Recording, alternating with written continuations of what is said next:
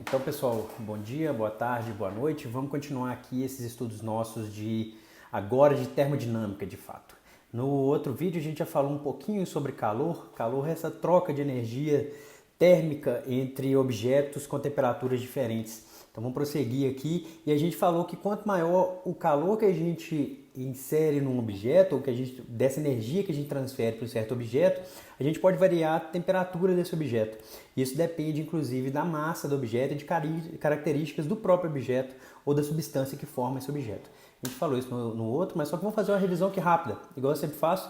Primeira lei termodinâmica, ela está me falando que se o objeto A tem que estar em equilíbrio térmico com o objeto C, e se o objeto B também está em equilíbrio térmico com o mesmo objeto C, significa que esse objeto A está em equilíbrio térmico com o objeto B. Isso aqui é importante para a gente, porque vai definir para a gente equilíbrio térmico. Resumo aqui de escala de temperatura, a gente falou bastante de temperatura Celsius, Fahrenheit e Kelvin. Não vou delongar tanto aqui nessa revisão. Isso aqui vai ser importante. Dica para vocês, nesses próximos vídeos aqui já pega aí um lápis, uma borracha, uma caneta, um papel, para ir anotando algumas coisas. Essas equaçõezinhas aqui a gente chama de equações de estado para o gás ideal. PV é KBNT ou PVNRT, onde KB é a constante de Boltzmann e R é a constante universal dos gases. A gente já falou delas em outros vídeos, mas essas equações elas são as equações de estado, ou seja, dado o volume, a pressão e a temperatura, ou dado pressão e volume, a gente consegue identificar a temperatura de um certo gás ideal e assim por diante. Essa equação aqui ela define o estado desse gás ideal que a gente está trabalhando. Então é importante a gente entender essas equações aqui.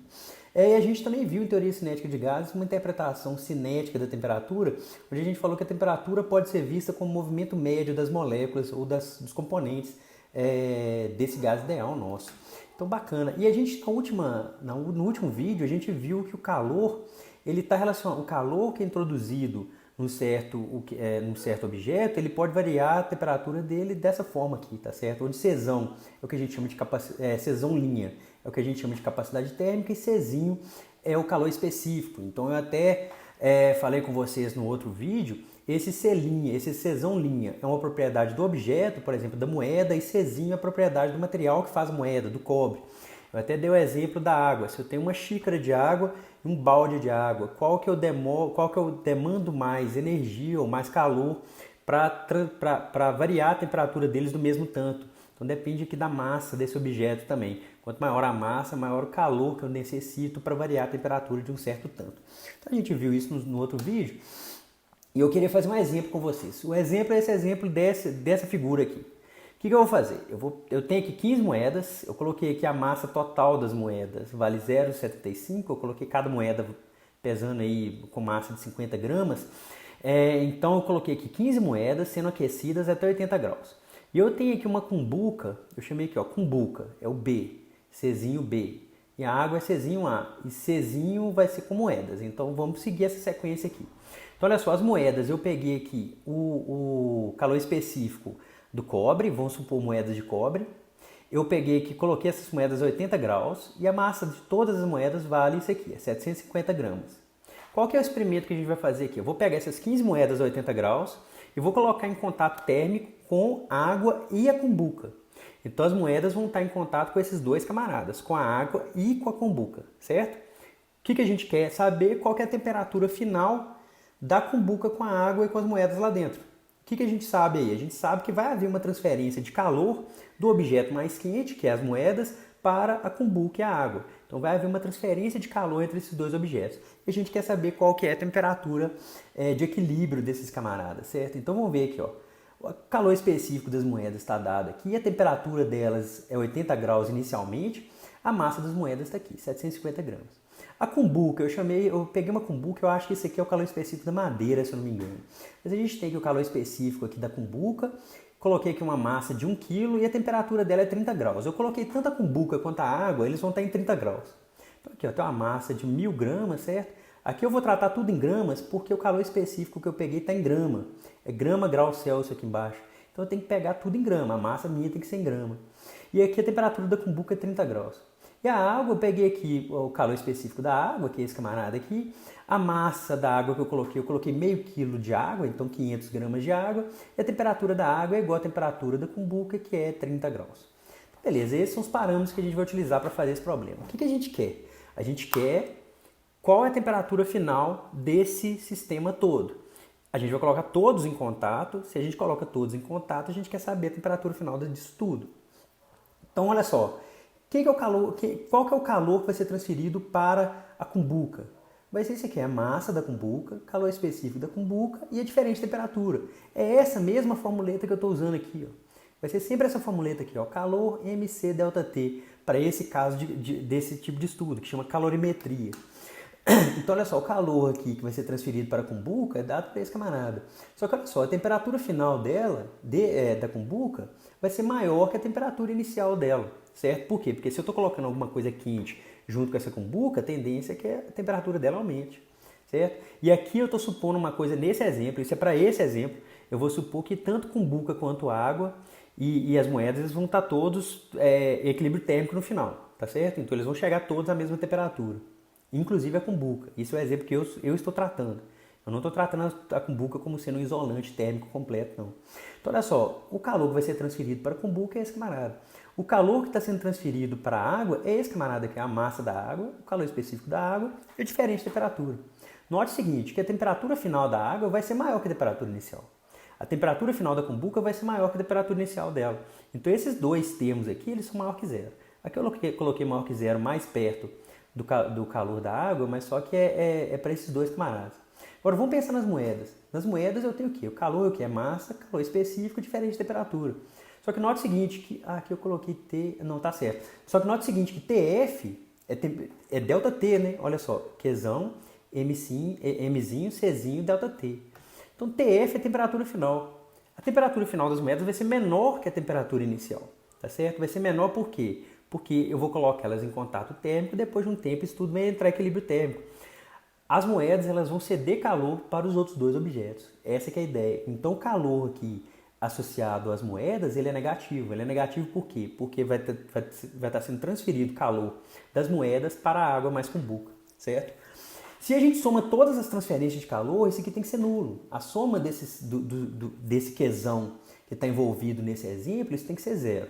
No livro que vocês estão utilizando ou nas referências, de vez em quando costuma pensar assim, ó, o calor que entra é igual ao calor que sai. Léo, eu tenho dificuldade de ficar pensando nisso, que eu fico pensando o que está entrando, o que está saindo. Mas olha só, o calor está entrando onde? O calor está entrando na água e na cumbuca. E o calor está saindo de onde? Ele está saindo das moedas. Então pensar nessa formuleta ou nessa formuleta é a mesma coisa. Só que quando a gente faz essa formuleta aqui de baixo, a gente tem que tomar cuidado de sempre utilizar o módulo desses camaradas aqui, tá certo? Por conta desse sinal aqui, tá beleza? A resposta tem que dar a mesma.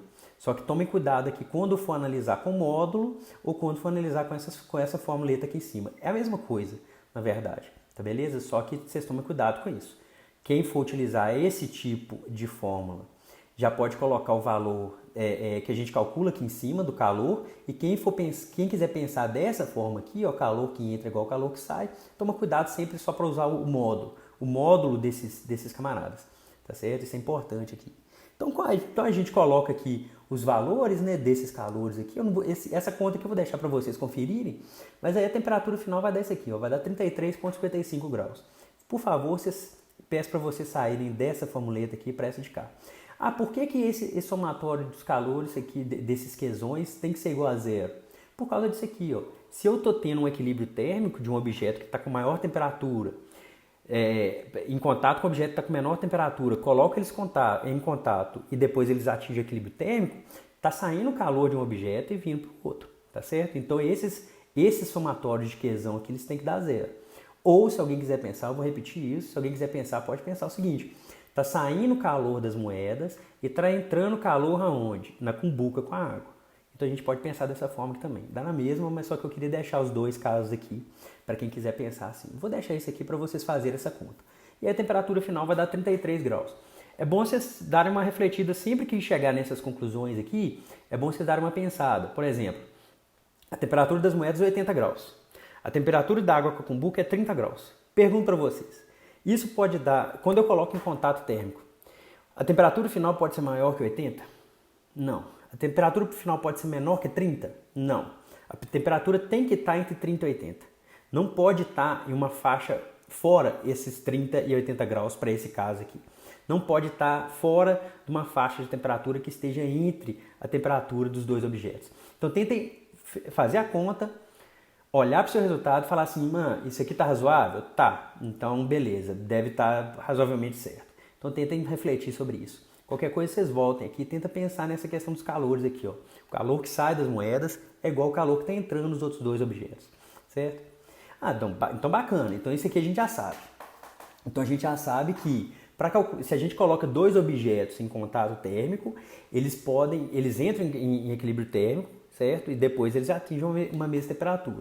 E a gente já viu que se a gente acrescentar calor no certo objeto, ele pode aqui variar a temperatura dele, pode aumentar a temperatura dele. Só que existe uma situação onde a gente acrescenta calor para um objeto e a temperatura dele não muda. Esse gráfico aqui é o quê? É um gráfico de temperatura por tempo. Tempo que é o tempo que eu estou acrescentando calor para um certo material. Vocês podem pensar aqui no gelo. Imagina que eu tenho gelo aqui na geladeira. Eu vou pegar esse gelo e vou colocar no fogão. Existe uma certa etapa que nessa parte aqui, ó, que está inclinada aqui, que eu estou mostrando com a mãozinha, nessa parte aqui, apesar de eu estar, além de eu estar introduzindo calor nos cubos de gelo, por exemplo, a temperatura deles aumenta um pouco, tá certo? Só que chega uma etapa que a temperatura, além de eu estar acrescentando calor nos cubos de gelo, a temperatura dele não muda. Isso a gente fala que está ocorrendo uma transição de fase, está tendo uma transformação de estado físico nessa etapa aqui.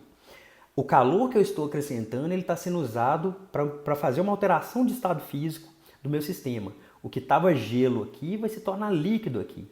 E aí chega nesse outro patamar aqui, a água ela não vai passar de 100 graus, ela fica em 100 graus ali. Por quê? Porque o calor que eu estou fornecendo ele está sendo utilizado para transformar a água de estado líquido para estado gasoso. E aí eu volto a ter um crescimento de temperatura depois. Então, esse tipo de gráfico aqui ele é observado para muitos tipos de substâncias, a grande maioria de substâncias, e é o que a gente vai estudar aqui. Mas aí pensa só comigo, a gente tinha visto cá atrás que a quantidade de calor era proporcional à variação de temperatura.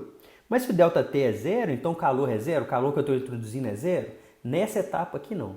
Nessa etapa aqui, mesmo se eu acrescentar calor, não vai variar a temperatura, só que eu estou acrescentando calor. Por quê? Porque esse calor está sendo usado para realizar uma transformação de fase.